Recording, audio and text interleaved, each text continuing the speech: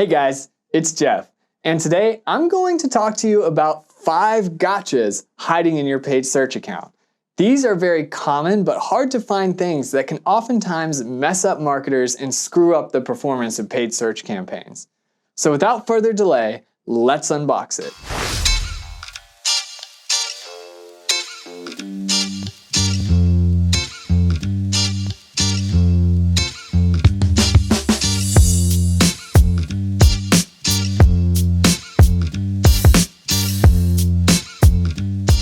The first gotcha we see when we dig into paid search accounts is how conversion tracking is configured.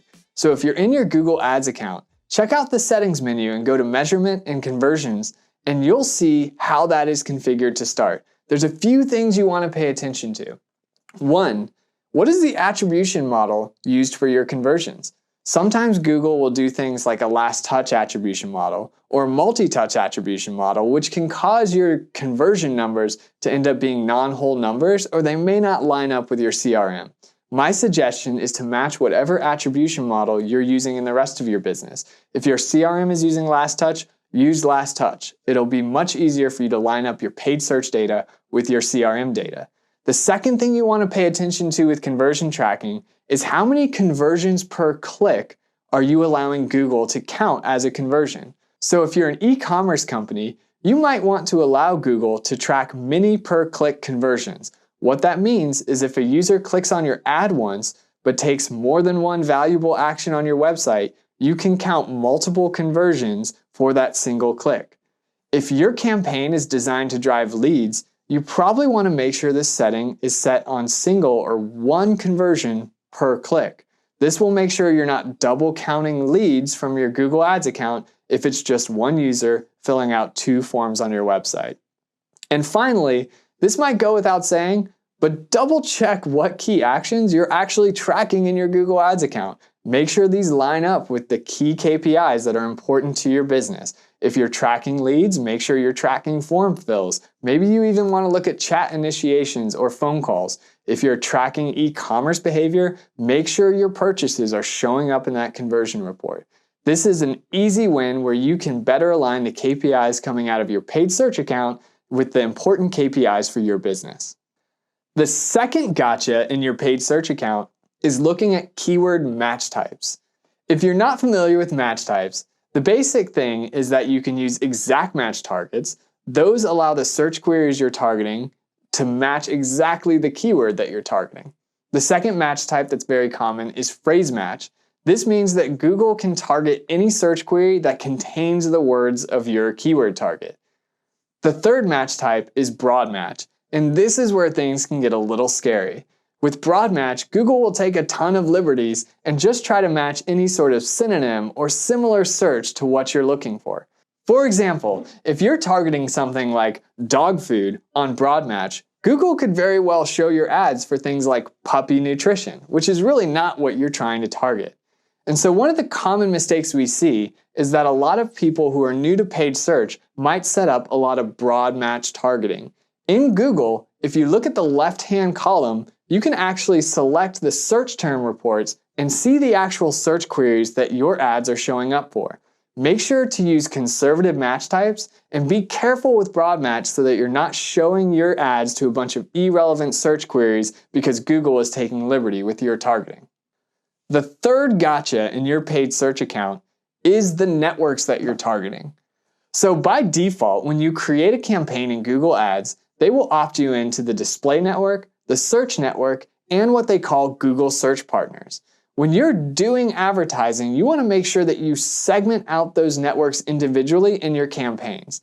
The kind of things you're going to do to optimize a paid search campaign won't always apply well to the display network, and vice versa.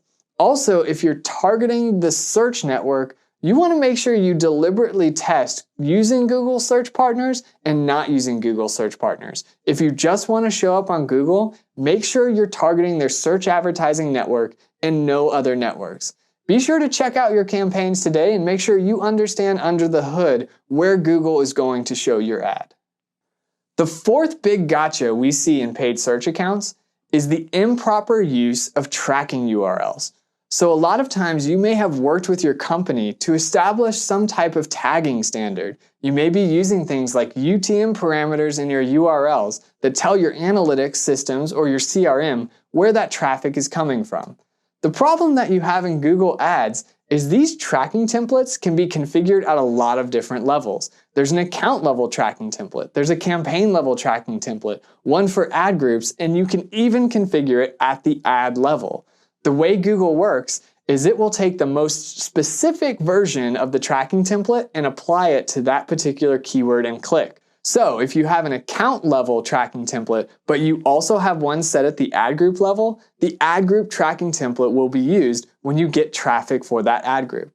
What we usually recommend is to use an account level tracking template and try to erase all of the other tracking templates in your campaigns. That will make it much easier to manage your tagging standards over time and prevent you from getting into trouble. Now, there are a few reasons why you might want to override that account level tracking template with one in an ad group, but be sparing in the way that you use those more specifically targeted tracking templates, and it will make your life a lot easier. The fifth gotcha that we see in a lot of paid search accounts is the use of geographic or device-based bid modifiers. Those are really awesome things to use when you're optimizing a paid search account, as long as you don't forget about them. So there are ways that you can change the bid level of your paid search keywords if you're in different geographies. You can also do the same if you're targeting different devices. One common mistake we see though is a lot of marketers might set up something like device level bid modifiers and then forget about them a year later. And then they start wondering, hey, why aren't my ads showing up so much on mobile? And it's because a year ago we made a decision to downbid all of our mobile device targeting. Make sure you go double check what those bid modifiers you have set up in geographies and devices and ensure that they're still in line with the strategy of your paid search campaign today. So in this video, we went over 5 common gotchas in your paid search account. Make sure to check out whether or not those are a problem for you. If they are, they can be a quick win opportunity to improve your account. Now remember, check back for more videos in the future and always be optimizing.